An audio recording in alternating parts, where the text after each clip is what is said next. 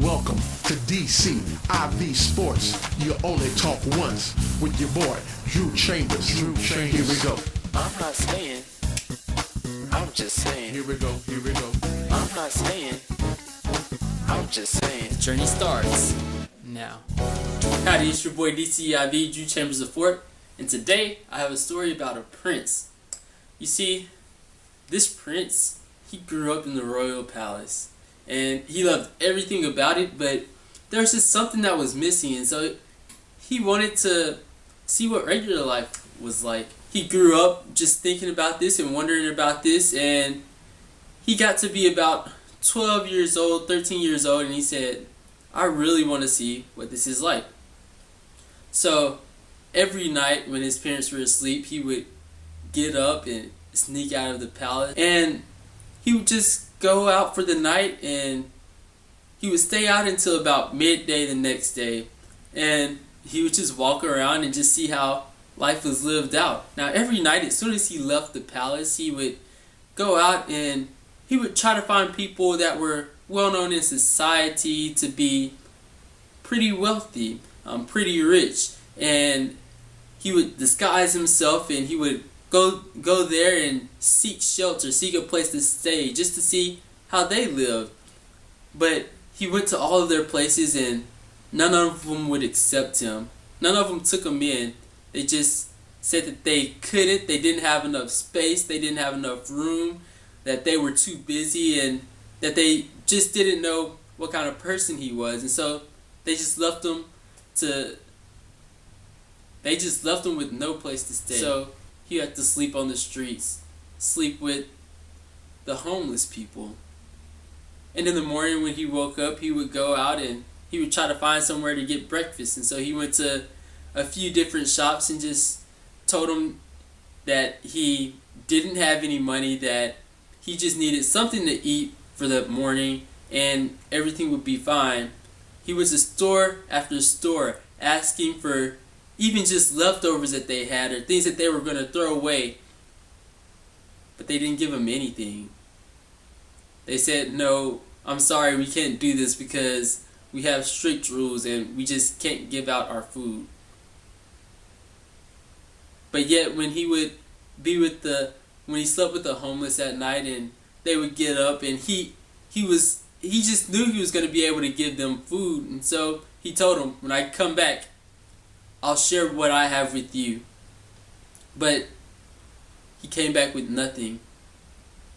However, the people that he slept with, they had gone through the garbage all across the city. And they came back and they said, I know this is disgusting, I know this is horrible, but this is all we have. You can have some of this. And this is something that the prince always remembered as he was growing up. And he did this for 1 or 2 years. And he just remembered this as he was growing up. And the time came where his dad, the king, he died. And the prince, he took his position as the king of the nation, and he was excited.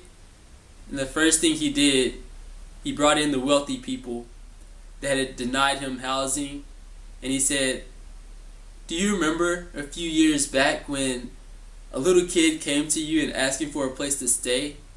Why didn't you give him a place to stay? And they said they gave him the exact same reasons they had given him before, that they were too busy, that they didn't have enough room. And he said, that was me out there. I was your prince. I was looking for a place to stay, and you didn't give me a place to stay. Because of that, I'm taking away your mansion, I'm taking away your big house, and you're going to have to live somewhere else.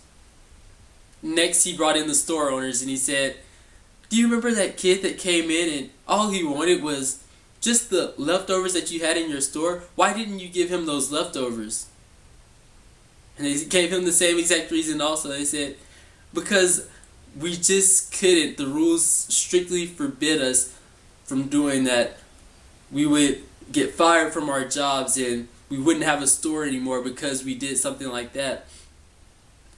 And he said to them, that was me. I needed something to eat. I just needed something small, something to get me through the morning, and you didn't give me anything. And because of that, I'm going to make you downsize all of your stores that you have, all of your food places. You're going to have to downsize it, and you're going to have to get rid of half of it, at least half of it. But lastly, he brought in the people that he had slept with on the streets. And he brought them in and he said, why would y'all go all across the city looking for even garbage and sharing with me when I didn't do anything for you? I hadn't done anything to deserve what you gave me. And they said, because we know what you were going through. We knew exactly how hard it is to stay on the streets.